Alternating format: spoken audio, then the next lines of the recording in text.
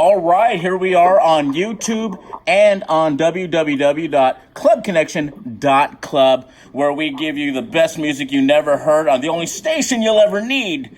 Featuring your host today, the Reverend GruB, DJ Reverend GruB here, bringing you Cryptamnesia. I love the name, by the way, guys. And let me introduce you to we got Mikey and we got Akon here with us. How you doing, guys? Yeah, we're good. Thanks for having us. Oh man, thanks for coming on, man. I love doing these interviews. They give me the opportunity, and it's just awesome. I love it. So Sweet, thank you for having us. Hey, no problem, man. I saw you guys did Hemp Fest just recently, and you guys were supposed to go to Area 51, man. I know that the funding or something happened, but we ran a little short on funding. We were looking to rent a van and drive it all the way down there. Generator, food, place to stay, and also then we heard that someone was planning a big festival with world traveling acts the day after we were going to play, and it kind of stole our thunder. So. Oh man. Yeah, we'll have to talk about the shenanigans. These sons of bitches, man. Yeah.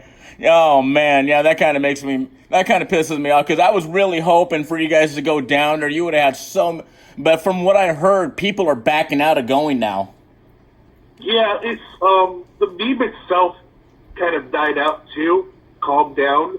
Yeah. So when that happens, it's a lot of people be like, okay, that was fun, but what to do now?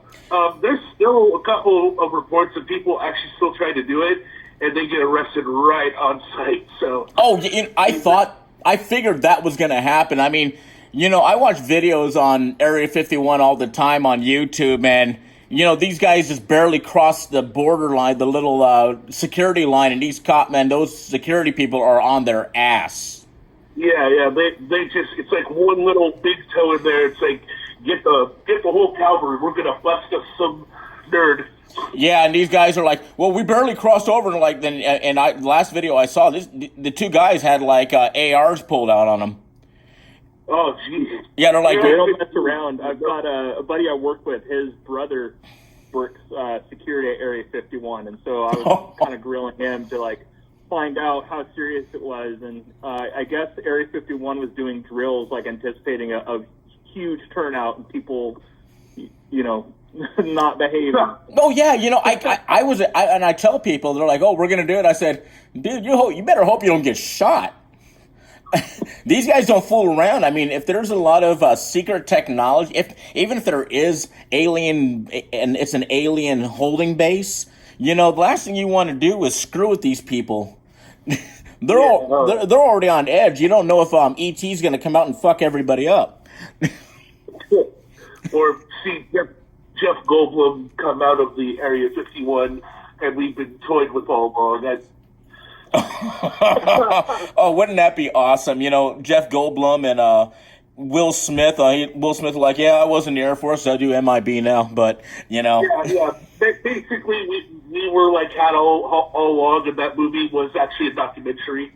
Exactly. I mean, we play. I mean, us as a people, we like to push buttons. We like to mess with people, but I've seen this new generation of people coming up, and they really like to. They want to push the buttons, but they don't want to take the end result. I mean, back in the day, when you got into an argument with someone, the way you ended it was in the middle of the street, and one of you come out bloody. Oh yeah. I mean, nowadays you can't really do that, so it's. Oh, no, I can't. I'll tell you what, here in Texas, I'm in Texas now, and I was in Tennessee for a couple of months, and man, I'll tell you what, it's hot as fuck. It's 99 degrees right now. It is just, it's hotter than hell's waiting room, It's just fucking cooking. And you know what? Oh, the station, by the way, one of my other DJs, Martha, in the morning, she calls herself Martha Stewart. She wants to do horrible, nasty, dirty, sexual things to Martha Stewart, and she always talks, and she always talks about it. Martha Stewart's a dom. Oh yeah, I don't know. Like, The prison years got her going.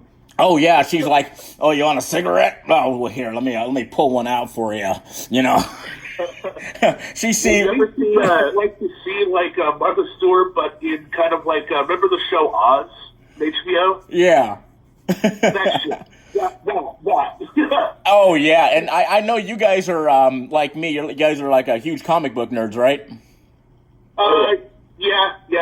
Kind of on and off. Like the top comic I've been reading recently is Black Science. I don't even Black Skies. Oh, I've heard of Black Skies.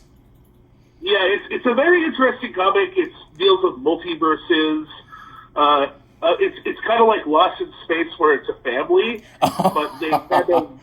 But no Tim Allen, right? It's like multiverses, and like the multiverses, kind of like there's always consequences, and those consequences kind of make like a butterfly effect with other verses. It's a real mind, like a mind trip of a story. I like it. I already like the idea of it, and I know you guys do that. You're like a monsters at the at these Comic Cons. Yeah, Monster. Yeah.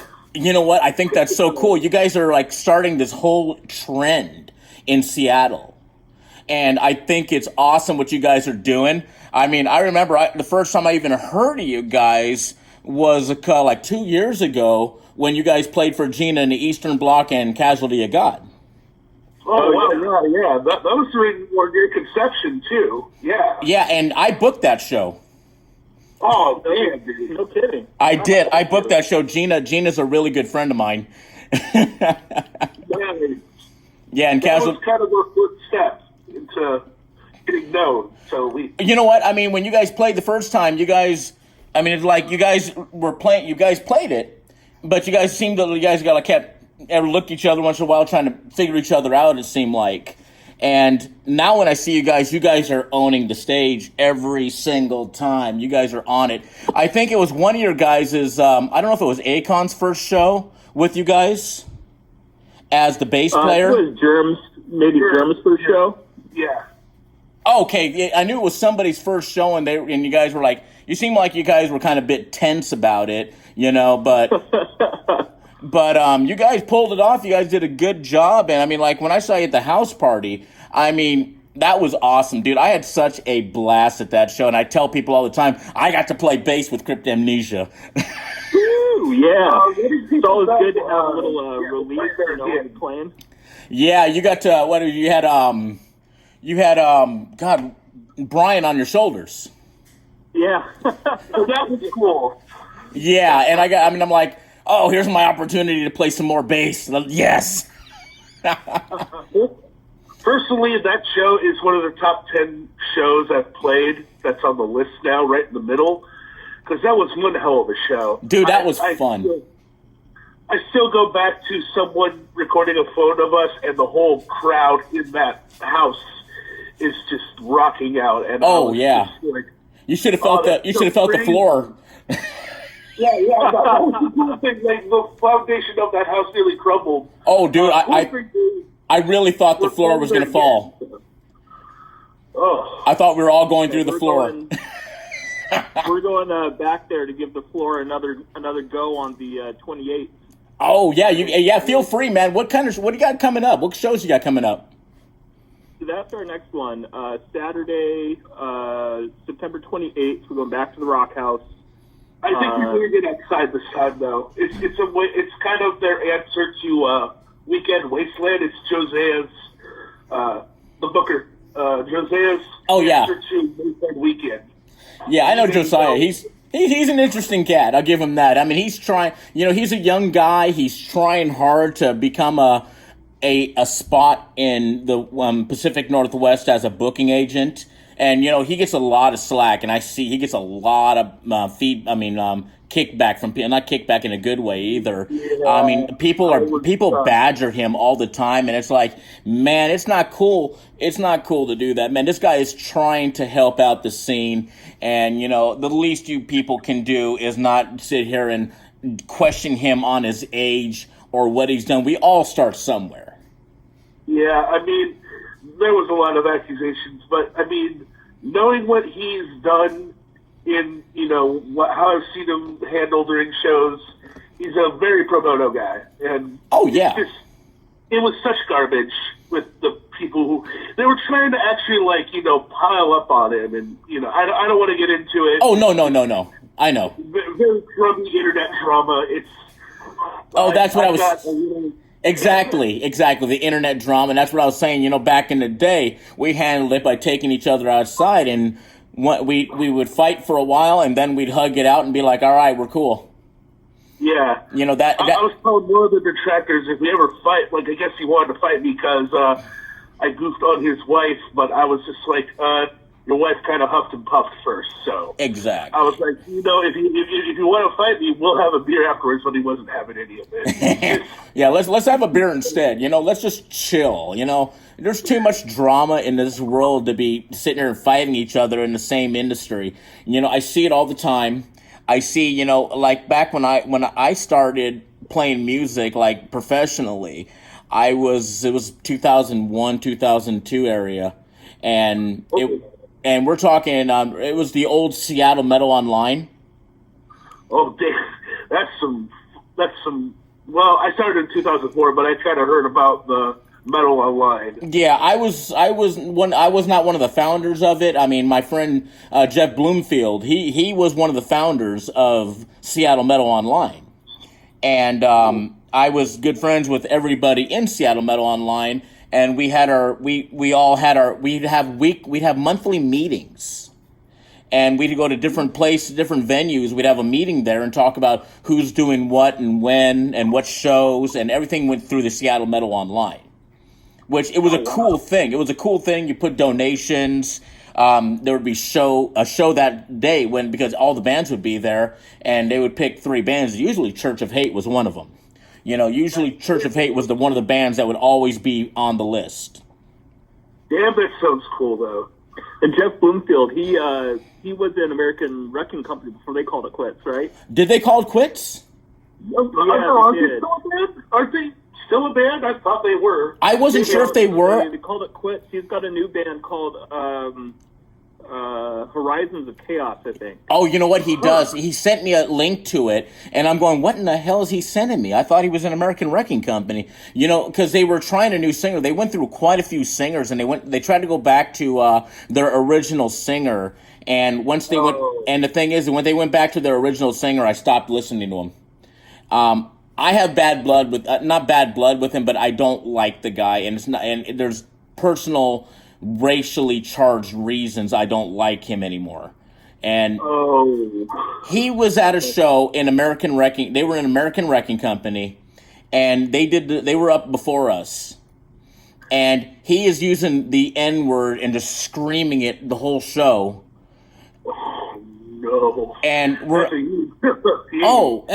whether in Seattle, Washington,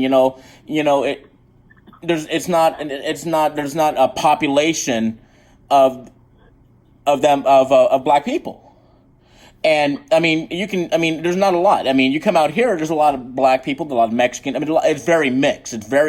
But the Pacific Northwest is predominantly white people out there. Well, unless you hit the downtown area or the U District area, yeah, there is the melting pot. Yeah, of course. And I'm not trying to make this racially charged in any way, but what the man did, and I won't say his name because I just don't do that. I won't blast somebody. I'll just mention what happened because, like online, I don't say negative things about people ever online. Just for the simple reason is I do a radio show, and the last thing I need to do is get blasted by people saying I'm a hater, I'm this, I'm that. I'm always polite, and I try to always be nice to the people that I talk to, whether they're being hateful to me or not. And I've had a lot of hateful people turn around and say, oh, okay, well, I had one guy apologize to me. And he said, I don't know what he said. He said something like, it was about, I had a meme with an army guy holding a knife and said, always carry a knife. You never know when you're going to need to stab somebody or cut some cake. And this guy jumped all over me. He goes, I don't think that's funny, brother. And I said, well, I don't really give a shit what you think. I thought it was funny, and that's why I posted it. And then he said something else, and I said, look, man, you can say what you want. You have your opinion to call me names, and if you feel like you need to insult me, then go right ahead. And he just stopped, and like he comments, he goes, well, I guess you're not as dumb as you look. And I said, see, that's the problem with you fucking people, is you judge a book by its cover. And he's like, oh, I apologize, man. I said, oh, sorry. I said, well, I accept your apology then. You know, it's just being real nice, and the guy didn't know what to do. And, you know... Did you share peace with him? Exactly. I just kept it calm. I kept it nice. I had one chick get mad at me because I had this post of this chick with her leg above her head. It's pretty provocative. And it says, like, well, you always can tell when a woman needs her bills paid. And she jumped all over my ass. And I said, look, you know, hey, I'm not going to take it down, but I'm sorry you feel that way. And I was real nice to her. And she goes, you know what? I like you. You know, at least you can admit fault. And by the way, in a woman's perspective, you're still wrong. And I said, hey, I respect that. And she now follows the show. She listens to the show online. And you know, it's just those kind of things. You know, you can kill people with kindness. And it's really the truth. And, you know, the metal community, we are really a tight-knit community. Oh, yeah. We're very open too. I've seen the most friendliest people at a metal show. The nicest people you ever meet are the guys with the tattoos and whatever, or the metal guys wearing the death metal shirts or whatever, but they're always the nicest people. You go to a country show, there's going to be a couple of fights breaking out. Oh, yeah. I mean, Jesus, are you looking at my sister? I'm looked at her first.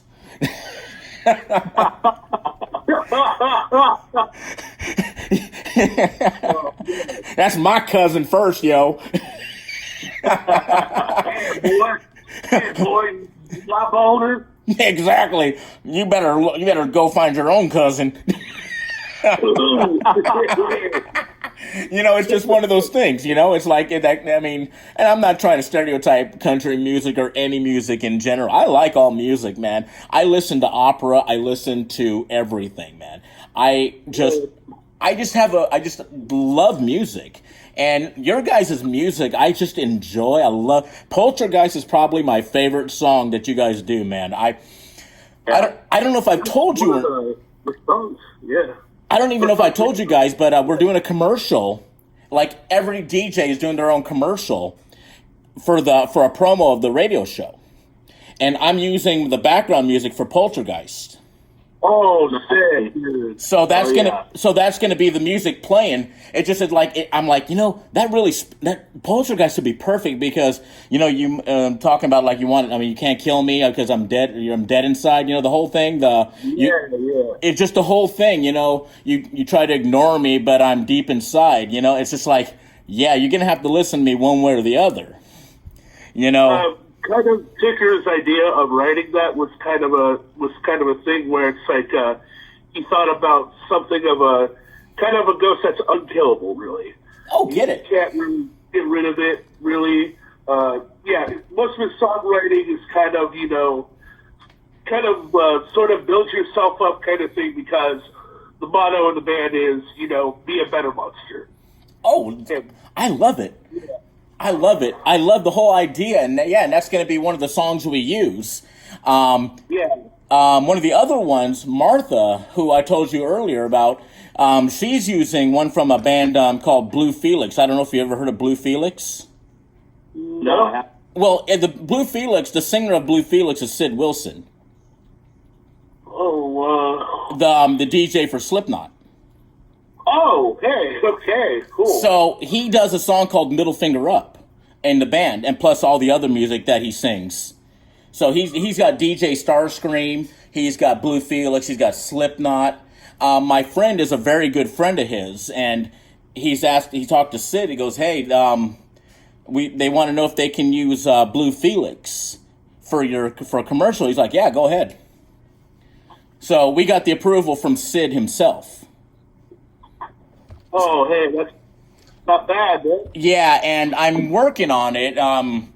It's not a confirmed thing yet, but, you know, I'll go ahead and tell you. I mean, hopefully he doesn't get upset about it. I don't think he'll get upset about it. My friend said he's a really cool guy and really easy to get along with, but he's working on, when he gets back to the United States, he's going to try to get him to do an interview on this show with me and Sid Wilson.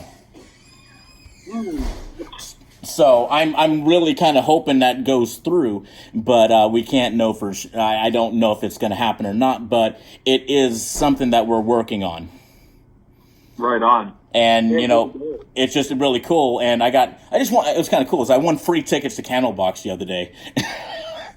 Oh, nice. And I was like, I haven't seen Candlebox since '95. Yeah. I was like, I've never managed to see them. I'd like to see them before they call it quits. yeah, I saw them. It was a Metallica show. It was at the Seattle Memorial Arena in Seattle in '95. And Suicidal Tendencies opened for them. Alice in Chains was supposed to be second on the list. And Lane Staley was in no condition to play. He was in rehab because of his heroin addiction and ended up not showing up. And they weren't sure who was showing up. I mean, it was a last minute thing. Alice in Chains backing out. And so they were scrambling, trying to get a band. They were trying to get Soundgarden. And that didn't happen. And so they were like, well, Candlebox. And Candlebox like, yeah, we'll do it. Candlebox. That's awesome. And the funny thing is Candlebox got booed off the stage. Oh, no. Well, it's Metallica, so it's kind of that mix, so... Yeah, I mean, this is when Metallica was still Metallica and not Alternica, I like Metallica. I really dig Metallica stuff, but I at least got to see them when they all had their long hair. Yeah, 95, yeah, that's kind of a prequel thing before they... Once they cut their hair, I mean, they did Load and Unload and Saint Anger. Ugh. I mean, just it seems like they're just pushing out the albums faster than they can record them, and it didn't seem like they took their time. It just wasn't Metallica, it just didn't have that Metallica feel like Justice for All or Master of Puppets. I mean, Master of Puppets is probably my favorite album they have ever done. Yeah, I like Ride the Lightning myself. Ride the Lightning is really good too. Cthulhu and Fade to Black. Fade to Black's amazing. Yeah, classic. Oh yeah, Ride the Lightning was my introduction to them when I was a little kid, so... That and Kill 'Em All, so... Yeah, see, my first album I got to hear from them was Master of Puppets, and then I got to hear Justice for All, and then kind of reverted back to Kill 'Em All, and then started getting into Megadeth and Anthrax. That's back when, when I started listening to them is when they did the Clash of the Titans tour with Sacred Reich, Testament, Metallica, not Metallica, but Anthrax, Megadeth. It was just a huge Titan. Was Sepultura in that as well? I think they were. I can't say for sure, but I think they were involved in it. Sepultura, by the way, I love Sepultura. One of my favorites. Yeah, Roots is like the best album. I love Roots. Oh, Roots, and we can't forget Chaos. Yeah, the new drummer they have right now, can't pronounce his last name. He's a Brazilian drummer. Young dude for the band, and the guy's just incredible to watch. Oh, I bet. Yeah, he's got the speed and everything down. I'm like, God damn, dude. He's really in that band. So I'm curious. Music, we got some new stuff in the works, and I know you're really going to dig it if you liked our first EP. Yes. I was just about to ask you about your stuff. We're out. Our next EP that's coming out is called Isolation. We've got it all tracked. This one we're doing all on our own. We're tracking, mixing, mastering. We're doing it all on our own. So it's taking a little bit longer, as we're going through the learning curve. But we got everything tracked. And I actually have the intro to the album I can send over to you if you want to play just that intro track. Oh, I'd love to. And send it to my email, and I'll get it, and I'll just try to upload it to the station here. Okay. And we can do that, and we'll get some of that music played, and I'd love because I'd love to hear some of the new stuff, especially. I mean, I would imagine Ticker's doing all the knob turning. Actually, we got Saren doing that. Really? Yeah, a rhythm guitar player. Yeah, he's before he joined the band, he had a lot of experience doing his own music. Did a lot of electronic music. He did some rock, did some industrial, and so he's a little more knowledgeable on that than any of us. Really? That's way cool. I mean, I've got to sit down and talk. I got to sit down and talk with Saren, and I enjoyed our conversation. I mean, the philosophies were very similar. I think all of us are very similar in our philosophies, and it's just super cool to have like-minded people and knowing that it's absolutely a stereotype of how people think we really are. And it's really cool. And let me ask you, I mean, for all the people that don't know, how did the name Cryptamnesia come to be? How did you guys come to be? That was Ticker's brainchild. When I joined the band, him and Saren were already working on. Mikey was already planned to be the drummer. I don't think they had jammed yet. So when I saw that he was looking for musicians, he already had the name picked out and everything. And the word Cryptamnesia itself is when you accidentally plagiarize music unknowingly. And so we changed to this, I think, Cryptamnesia with an O. It's Cryptamnesia with an A. And so it's like not having memory of your past life and not having memory of your death. Oh. So along that monster theme. Totally. I mean, I see that like in the music. I see the like poltergeist, the bump in the night. I kind of see the theme going on there, and I dig it, man. I really dig it, and I hope you guys just keep growing like that. You guys keep growing as a band, because the more you got, like, local music, to me, local music is everything. Local music is the cornerstone of all music, of the music scene. You guys are the scene. Whether people believe it or not, Cryptamnesia, Casualty of God, Korn, not Korn, but, all these bands, Alluvian, Psycho Tribe, Not My Master, all these bands out there, you guys are all the scene. You guys are what really makes it. There's a few last two that I've known too out there. Two Libras, kind of like Murder Weapons, also Don Wood. Oh yeah, Murder Weapons. We cannot forget Murder Weapons. Don Wood is a sweetheart. Helped us get into Crypticon. Just kind of starting up this thing where hopefully there's a yearly thing where there's bands like us and Murder Weapons, and they put out like horror music related kind of like music videos, get something going for, something more. It's kind of like the first kind of grassroots, but we hope it becomes something very more major in the future. Oh, cool, man. Yeah, I mean, oh yeah, you need my email. I'll give it to you online here, and if anybody's listening, they're more than welcome to it too. Okay, my keyboard's not in. I mean, my keyboard's in front of me, but I got something in front of it, so it's kind of weird. Yeah.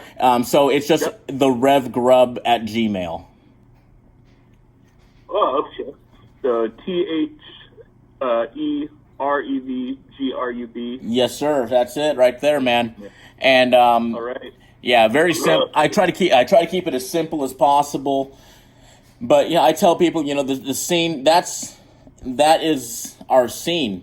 That's what all of us have built together. And since, like I was talking about Seattle Metal Online earlier, that's why I've been doing what I've been doing. I was inspired by Seattle Metal Online, and when they went away, I felt somebody needed to take the reins and keep that alive in any way possible. And the way I'm doing it is just being on the radio, doing the podcasting, just trying to keep that scene alive and just growing. Seattle, we have, I consider, I mean, like when I say Seattle, I mean when I say we, because I lived there for so long. And again, I know you guys, Bellingham and more up north, but most of the people won't even know Bellingham. So, Yeah, it ended up It'll be a hard rock metal place. yeah, and I mean, but we are the scene. We are the future that you guys keep doing what you're doing, and you'll be where Korn is. You'll be where Slipknot is. You're already on that road. I mean, you know, you guys are already stars in my book. You guys are. Oh, thanks, man. Oh, dude, thank you, man. You guys really, I mean, you guys, like I said, you made me feel so awesome inside that you guys allowed me to play with you guys. I mean, you really don't understand how awesome that was for me. I mean, it was so cool to be able to play on the bass and not completely fuck it up while you guys are playing. But Well, you're fooling yourself. You think that's the last time you're gonna hop up on bass with us? hey, I'd be more than happy to anytime, brother. You let me know and I'll be there. I'll be a guest on your show anytime. I'm gonna wave you over, like, hey, come take the bass and you get a drink. Hey, I'd be all about it. I'd be all about it, man. I'd be all about it. And I got to tell you, I tell this story to all the bands online.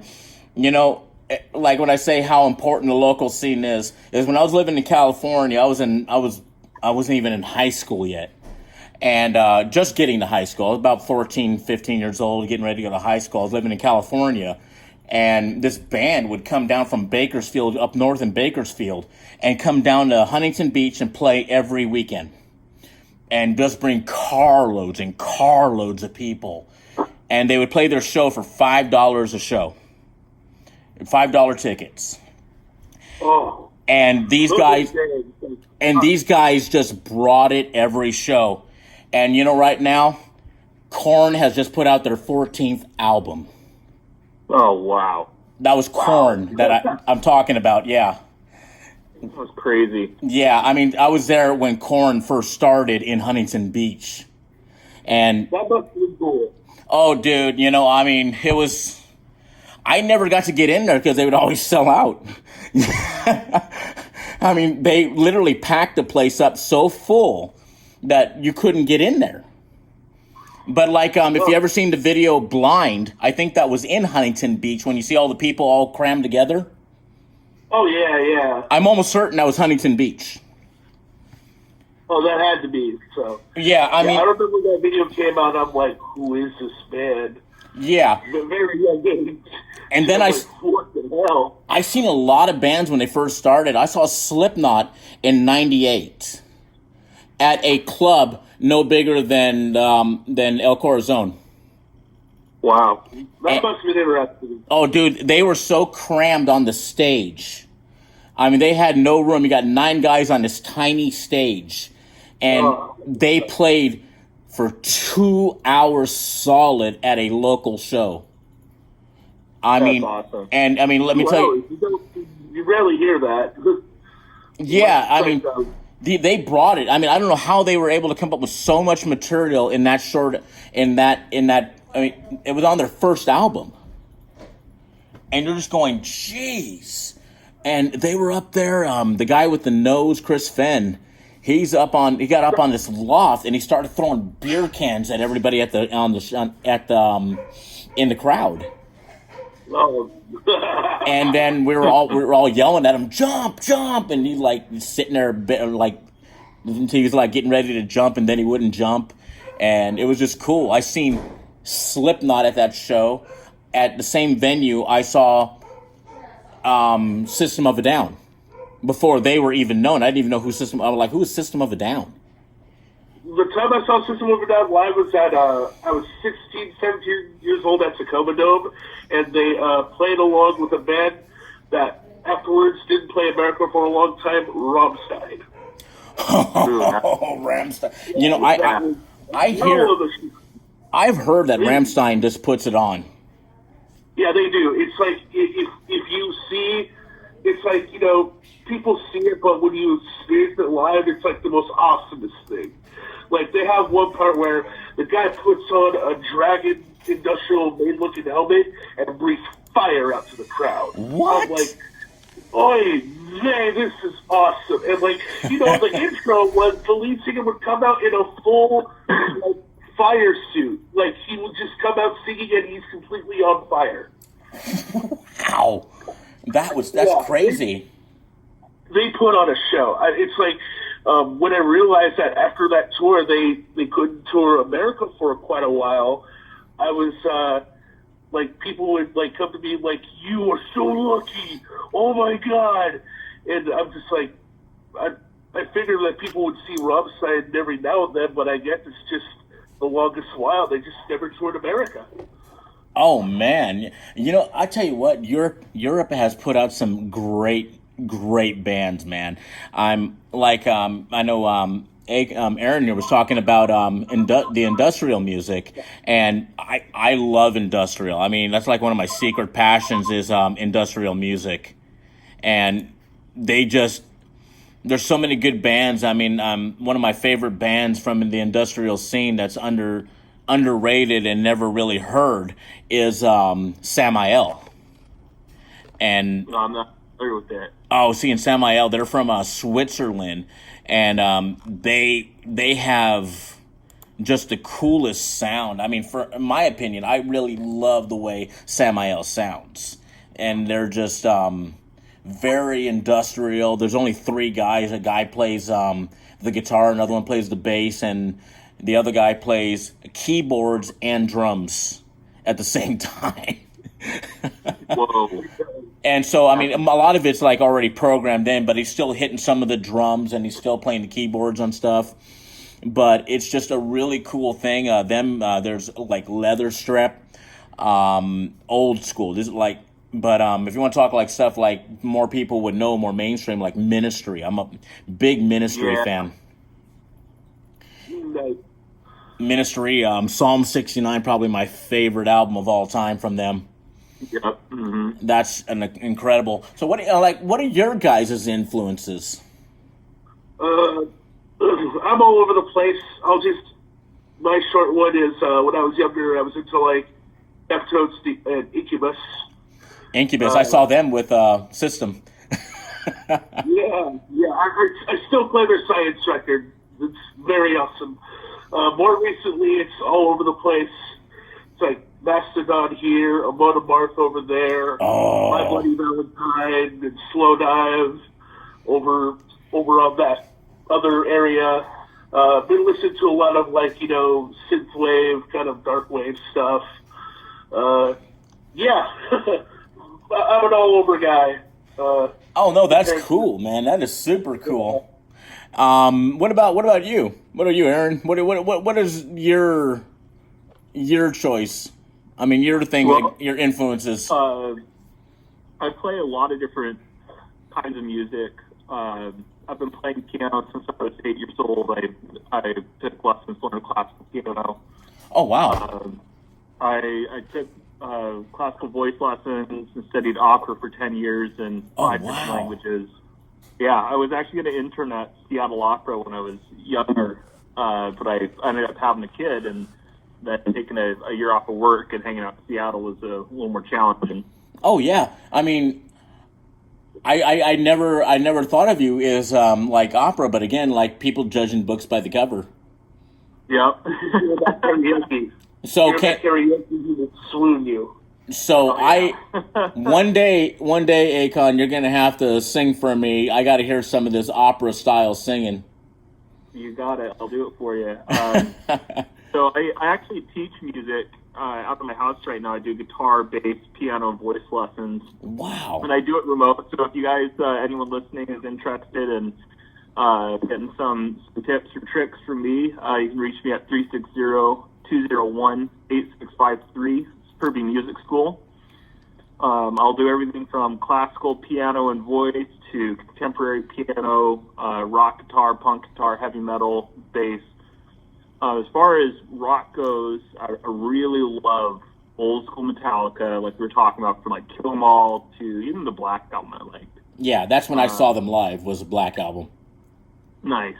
Pantera is probably my number one, definitely my favorite guitar player. Did you get to see Pantera live? No, I never did. Oh man, you see, I saw Pantera with Soulfly. Nice. Oh, that's nice.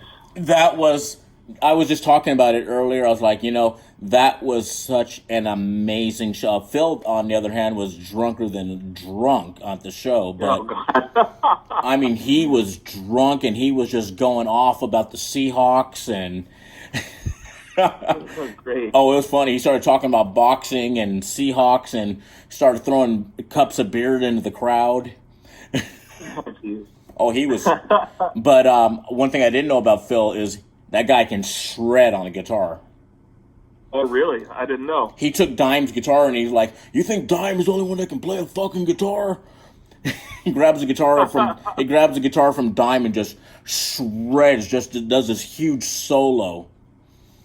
That's awesome. And I wish I would have had a video player going for that. I mean, like, people won't believe me half the time. It's like, no, Phil can't do that. It's like Maynard James Keenan. He plays guitar. Right on. He plays guitar and Tool while they're live. I had no idea. Yeah, I didn't either. Yeah. Like Schism, he plays guitar on Schism and a few others. Wow. Yeah, that's cool. I just blown away. I was just like, wow, I would never have thought that. But not as exactly an entertaining show as I was hoping it would be for Tool. Just very mundane. I've heard that they're very hit or miss. My buddy Rob has seen them 3 times, and he said one time it was one of the best shows he ever seen. The other 2 times, Maynard just kind of stood there like half in and out of the spotlight. Mm-hmm. That's exactly what he did. I saw him at the Tacoma Dome. You guys probably at the same show. It was the Lateralis tour.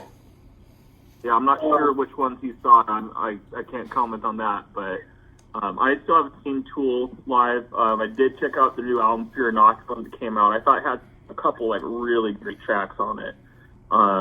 Tempest and Numa I really liked. I really enjoyed. I'm going to have to really take a listen to that. I really haven't listened to much of it, but I really should. I really should give it an opportunity. It's just that first song I listened to, it was so drawn and long. I'm just like, oh my God, really? Yeah, it does have some songs that I think could have been trimmed, but there are a few on there that are really good, and they really sound like classic Tool. It's worth a listen to if you were ever a fan of Tool. Oh yeah, and I do enjoy Tool. I really do, and I was. When I listened to 10,000 Days, it was just like, this is cool for what Tool is. I was kind of hoping for more. You know what I mean? I was just yeah. Mm-hmm. Yeah. When I saw Tool, I seen videos of Tool, and I was just really expecting. I don't even know how to put it, but I was almost expecting more out of them than what they gave. And I think they kind of did that to themselves, because their first, few albums, Undertow and Enema, Lateralis, those ones just like Opiate had so much intensity and such great musicianship. They kind of put themselves up on this level where everyone was expecting so much, and you get to a point where, like, well, where do you go from there? And you kind of have to do something different. Yeah. And not everyone's going to be a fan of that. Exactly. Like I said, I enjoy their art. I really do. I just was kind of, I think it was just, I was really expecting something different. I was expecting another Enema album. I was expecting...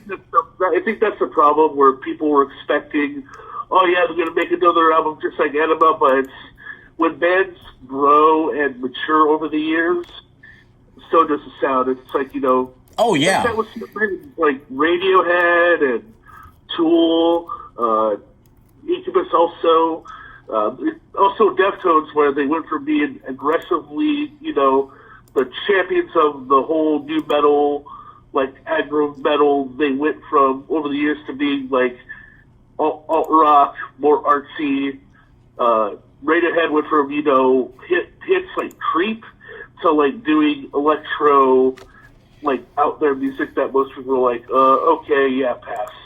Yeah. Tool, I felt kind of like it went from Anima and Opiate to like just the last two releases they've had are more of a just a maturity, where it's like, okay, yeah, we have all this stuff, and it's just it's very hard to. I think when some bands go back into the studio, I think it's just kind of like, I don't know how it is. Maybe it's like they don't want to have that stress. I mean, they want to make new material, but it's always that stress that's always behind them, where it's like, how can I capitalize? How can I capitalize? It's always that fear of a sophomore slump. Yeah, no, I agree. I agree. You know, like Korn. Here's a good example. Korn's first album, probably my favorite album they did. And then they put the second one out, Life is Peachy, and I was like, this is all right. It's not bad. I mean, it's not as good as the first one. And then they came back and did Follow the Leader. I was like, oh, this is amazing. And they kind of went up and up and up, like Slipknot. First album. Oh yeah, they did. Yeah. Slipknot, first album, amazing. Second album, way cool. And then so on and so forth. And, you know, I started listening to the newer stuff. Like Gray Chapter is like probably one of my favorite albums they do now. I really like the Gray Chapter, Kill Pop and The Devil and I. It's just it's just an amazing. I mean, like whatever Corey was going through, I mean, I feel for him. I feel for the guy. Because the story, I mean, like, if you listen to Kill Pop, listen to the lyrics in Kill Pop, I mean, it's pretty clear that he's talking about his significant other. And the whole song starts off, she's sticking needles in her skin again.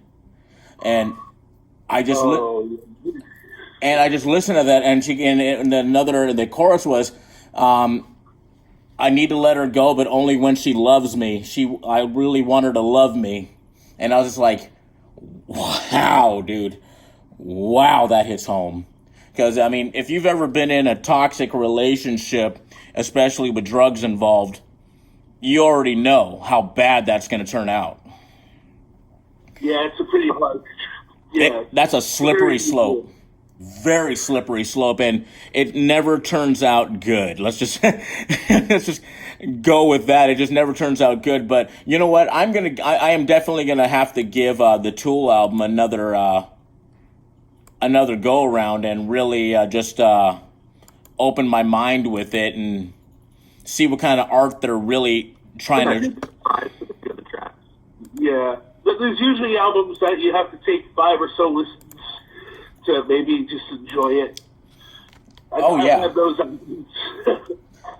Oh, I can totally understand.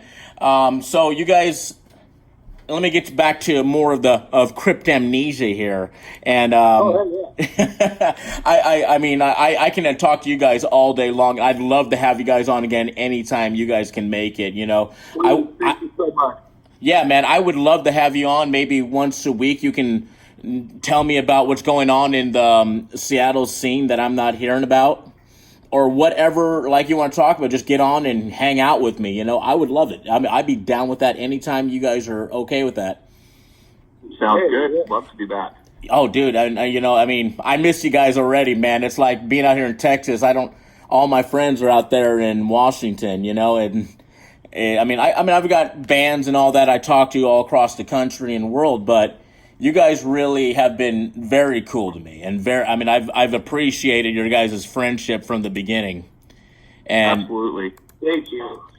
And I'm sorry.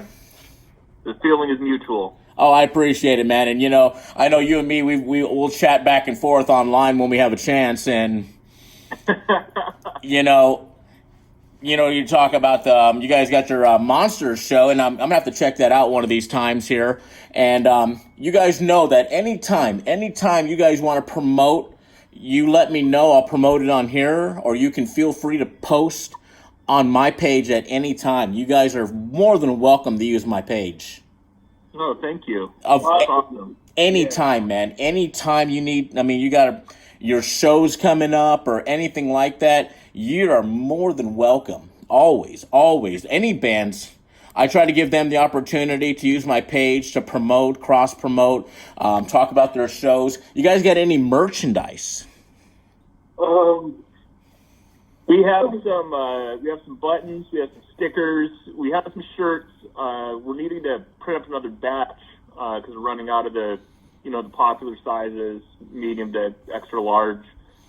Oh, okay. And that's kind of been one of our hurdles, is just trying to scrape together the funds to tour and get more merch going. Well, we're yeah. all spread out again. Darren had moved back to a twist on the east side of the state, so he commutes 4 hours to come to practice every week. Oh, shit.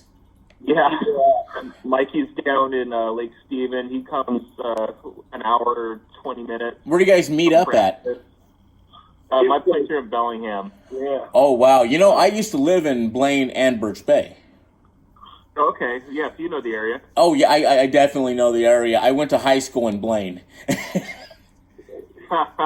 You have my sympathy. Yeah, Borderites. The Borderites. Yeah, all we did over there was drink, fight, and drink some more. You know, that's all we did out there. Always trying to start fights with the people in Nooksack and Ferndale, and it was just school I mean, that's what we considered school violence. We'd get drunk and have a school fight. No guns, just straight out beat the shit out of each other and whatever, you know. But it wasn't. It went beyond school rivalry. There was. Oh yeah, but yeah, a 4-hour drive to Bellingham, man. And I mean, I know Lake Stevens from Bellingham is pretty bad. I mean, that's still Everett, but it's still another hour and a half. Sometimes the towns in between are mostly a drag. Yeah, I used to deliver for McDonald's, and I would drive through Granite Falls all the time, and that place is out in the middle of nowhere. Yeah, that's like Deliverance, man. Oh yeah, it's just like Deliverance, but Pacific Northwest style. Instead of hearing banjos, you hear electric guitars. Dun dun dun dun dun dun dun dun dun dun dun. There's like certain parts of North End where it's like Deliverance, where it's like one wrong turn and you fear you hear a banjo. So you know what? Let me see what I can do to help you guys. I know people that make T-shirts and stuff like that, merchandise that might be willing to help you guys. And if I can donate, I will definitely donate to help you guys get your merch on the roll. Oh, thank you. That's awesome, man. Thank you. Let me see what I can do. I mean, I'm still trying to settle into where I just got to, but I will be more than happy to see what I can do to chip in to see at least getting you guys in the right direction. Maybe have somebody make about 40 shirts on a super discounted price, and if it's discounted enough, maybe I can flip the bill for it. Oh wow, that's really cool, man. Just introducing us to the right people is a huge deal, and make sure you're getting a roof over your head and food in your belly first. Of course. And, like I said, man, the local music scene it means so much to me. Ever since Seattle Metal Online and how musicians should be treated, you guys are the future of the big stage. You guys, Church of Hate, Stoned Evergreen Travelers, all these bands, you guys are the future. You guys are the next Korn, the next Slipknot, the next Radiohead. You guys are the ones that are fighting through the trenches every fucking day, man. I mean, people don't realize, a musician, local bands, these guys might have a job, kids, practice, trying to get merch done, trying to write songs. It's not an easy road. And I think that's what kind of makes the difference between people that, they play local and then they get burnt out and they're just like, oh man, I don't want to do this anymore. And with everyone in the band, it's not an option for us. We didn't choose this path. It's something we have to do, and we can't stop. We're not going to. Oh, absolutely, man. And you know what I need to do is I got to find some room. You guys got a logo for your band? Yeah. I'll tell you what. You send me the logo, and that'll be a tattoo I find somewhere to put on my arm here. Oh yeah. I will put a Cryptamnesia tattoo. I've already got my hands. Both my hands I've already got bands on them. So I'd have to go somewhere on my arm somewhere. We actually had a guy that came to us, the show you booked us with. Yeah. After he saw you liked it so much, he wanted to get a logo tattooed on his arm or like a part of his body. And we're like, for show and goes over, we're like, sweet, okay. But I went and got some work done on my ass a little bit ago. Maybe you should put a logo right on your butt cheek. Oh no, I don't know about that, man. I don't know about that. I've actually seen that piece, by the way, at the show we were at. Everyone has. Oh, but yeah, man. I will definitely put it. I'll put it next to my GruB Files logo that I have on my arm here, and just have it go up my arm somewhere. And I do this for bands that I really believe in, and awesome. And I really believe in you guys, and I think you guys have a really bright future ahead of you. And you guys are so young still, and you guys have so much time, and I've got like I said, I got some resources where I can actually see what I can. I'm going to start doing what I can to see what I can do to get you guys some T-shirts and stuff like that to help out. See if I can at least point you in the right direction. And awesome. Thank you. I know some people that might actually do it for free. Or not, I don't know. I can't say for sure, but I'm going to do what I can. And if any of y'all are listening out there and want some merch or know people that do merch, please hit me up. Hit Aaron Kirby. It's be Aaron Kirby on Facebook. Mikey, I have a hard time pronouncing your full name, so I'm going to... Mike Edgar / Gilchrist, GILCHREST. at yahoo.com. There we go. Because the whole long Michelangelo, is it Gilchrestius? Gilchrestius. Yeah, that's just a Facebook thing I started, but Gilchrestius is something I decided to name myself because I've known too many people want the same name as me. Oh, yeah. Like, we're the only one. Right. And you're the only one with the best sideburns in the business. Yes. Oh, yeah. The mutton chops. Those are amazing. Yeah, I'm growing right now. I'm trying to maybe grow a beard. Maybe. I'm gonna do a beard here for coming up in for the next few months. Just grow me a big scruffy woodsman beard kind of thing. There you go. But I will definitely. And if do you guys have sponsorships on your equipment? We just picked up a sponsorship from Coffin Cases. Okay, because I have my friend, he's in the band Fate Destroyed. He's also plays the bass for it, and he also plays the bass for Green Jelly. And, nice. Ooh, please. And he was going to get me a sponsorship with his sponsor. It's with LTD Basses. Oh, I do like that brand. I love LTD. LTD guitars. That bass I showed you, I had to turn around and sell it because I couldn't bring it with me. Mm-hmm. It was heartbreaking for me because I love that bass. But I know the guy that actually does the sponsorships. And I can talk to him about it and see. Yeah, we would. And I'll see about if about that. And I can see about swinging it your way. I'll just have him get a hold of you. That'd be awesome. Or have you get a hold of him or whatever works. Let me talk to like I said, I'm going to try to do what I can to really help you guys out. I mean, you guys, like I said, you guys are like family to me, and I want to do it. And especially you guys are from where I used to live. It's even more nostalgic for me. So I want to do what I can, and I just like I love helping people that are appreciative like you guys are, and you guys are so appreciative of everything that people do for you. Being able to play at Hempfest, being able to even, I mean, just playing at a local show, at a house party, whether or not Dude, those are the best. Oh yeah, and you know what? Whether the house is dilapidated or people are out doing whatever, it don't matter. It's the fact that you're doing it for the people.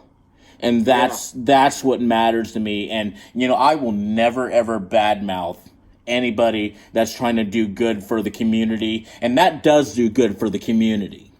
And every show you guys play at these local venues, whether it's Louis G's or the El Corazon, you're helping that city.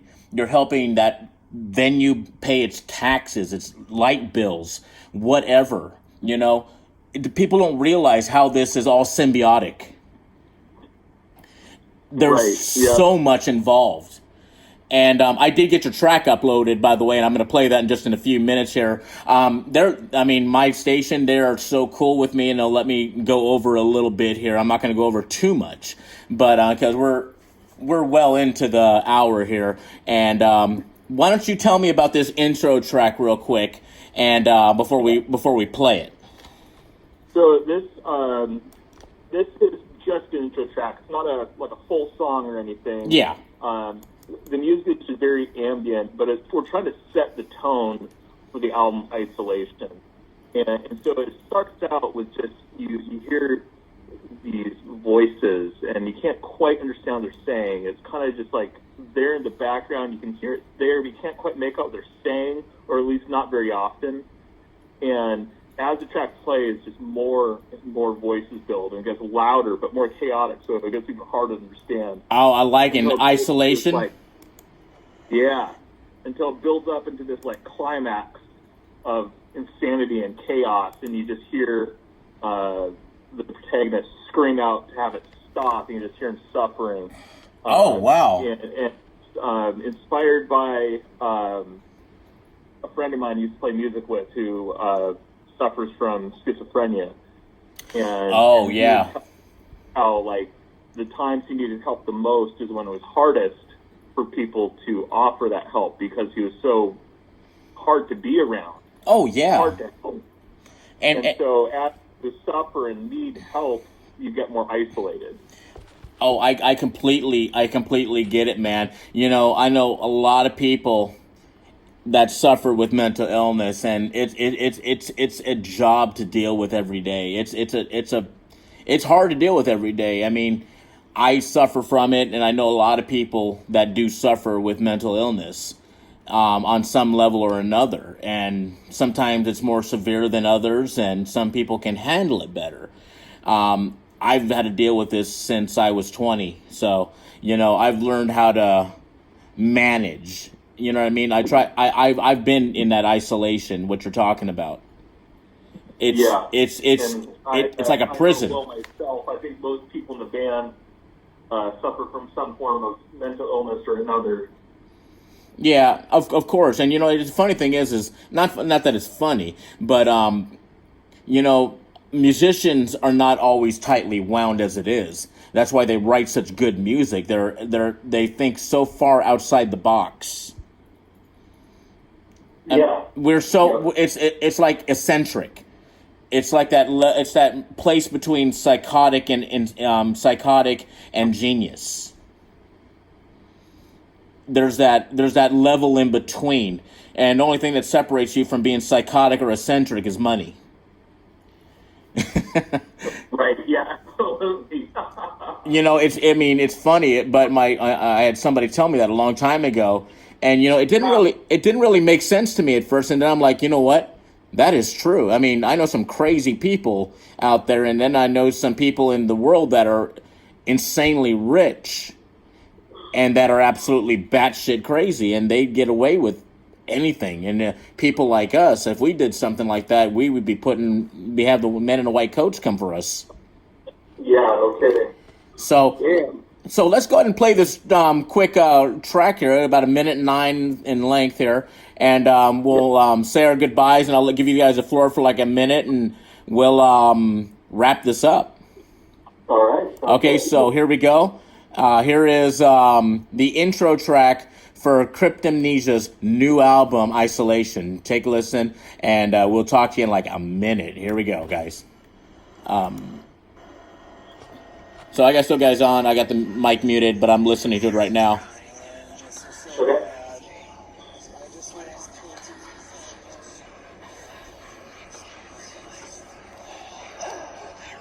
I see what you're saying.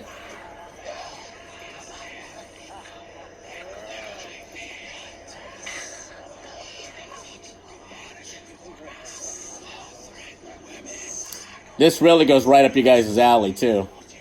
Oh, yeah.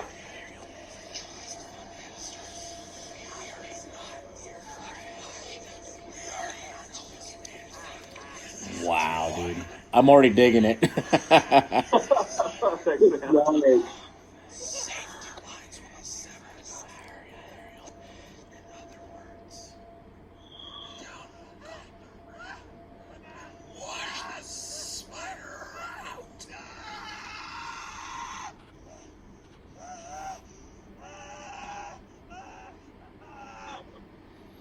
Wow. Now, I don't know if the people on YouTube will be able to hear it or not, and maybe when I'm done with the live clip, I'll play it one more time just for the YouTube people. If you guys didn't get to hear it, I'll play it one more time for you, and I'll make sure that the speakers are going so that you can hear it. I had it on my headphones here, so. But either way. But Cool, a little teaser here, and again, this will be on YouTube in probably like 45 minutes to an hour. So it takes a little bit of time to upload. And usually, I thought an iPad would be faster, but no, not really. It's about the same shitty speed. But you know, I mean, it's a placebo maybe that I think that the iPad or Apple is quicker than other non-app. Either way, it don't really matter. It'll be up there. And everybody, this is Cryptamnesia once again, and this is Aaron Kirby from Cryptamnesia. If you guys are looking to get any kind of voice lessons, music, piano, guitar, bass, and I'm sure drums as well. That would be Mikey. Yeah, he could help with that. Well, I figured. I've been helping him a little bit. So I figured that's why I said drums as well. And I said before you guys got on, I'm like, well, we're going to bring the rhythm section on from Cryptamnesia and have. Rhythm section. That's right. And all these guys in the band, these guys are just magnificent people. And if you guys are out there listening and you guys can help with the cause for Cryptamnesia, you can probably find a way to donate to them to help them get their merch off the ground. If you can appreciate any help, people want to throw our way, even if it's, placing a pre-order for when we can get shirts again. Anything they want to do is appreciated, and it's probably best just to get a hold of us through the band page. That'd be the easiest way. And which is that? On Facebook? And that's just on Facebook, facebook.com/Cryptamnesia, and it's spelled just like crypt, like a graveyard, and amnesia, like you can't remember. Gotcha. And I'll make sure that I post this, and I'll post all that stuff as well. I'll give you guys anything you would like to mention right now. I got about a minute left for you guys, so you feel free to share whatever you guys like. So on top of looking for merch, we're also looking to start touring as much as we can. But we had some things fall through that we thought we had shored up. So we're looking for like a pull-along trailer and a van. We're not looking for anyone to donate that, but if you guys are in the Seattle area and you're looking to tour and you have a van and you want to come along with us, we'd love to have you be our driver. Or if you guys know of anyone that has affordable equipment we could purchase, we'd appreciate any kind of heads up there. We got a show on Saturday the 28th at the Rock House and Spice House Party. There's an event up on Facebook. If you guys can't find it, once again, feel free to hit us up on our Facebook page. And then on October 22nd, we're opening for Michael Graves, former singer of the Misfits. Funhouse in Seattle. That is awesome. And everybody, again, this has been Cryptamnesia, Akon, and Mikey here, bass player and drummer. And we will be hearing from them again, I'm sure. And I wanted to say thank you guys for listening today. And I hope you guys have a great afternoon. For you guys, it'll be afternoon. And again, thank you so much for joining me today. I really appreciate it, man. And I wish nothing but the best of luck. And I will be in touch with you on trying to get you guys a little bit of help as much as I possibly can. Thank you so much. Thank you. Thank you. And you guys have a great one. I'm going to go ahead and let you guys go. And I'm sure I'm going to talk to you soon. All right. Sounds good. You guys have a great one. And as I say to everybody, hails to yourself and hails to everyone else. Woo! So have a great one, guys, and thank you again for allowing me to interview you. Oh, thank you. It was a pleasure. Thank you, guys. All righty. Take it easy, guys. Bye. All right. And that was Cryptamnesia with Akon and Mikey. And I just wanted to say to everyone that's listening here, I hope you guys have a great afternoon.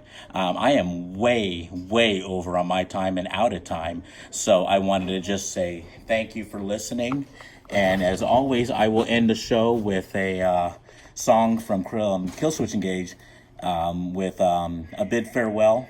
And before we do that, I'm going to give you guys a sound clip of the new track from Cryptamnesia's Isolation. And we'll play that real quick, and then I'm going to go ahead and cut this feed. So here you guys go, and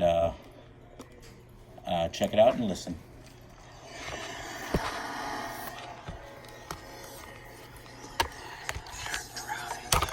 So bad. I just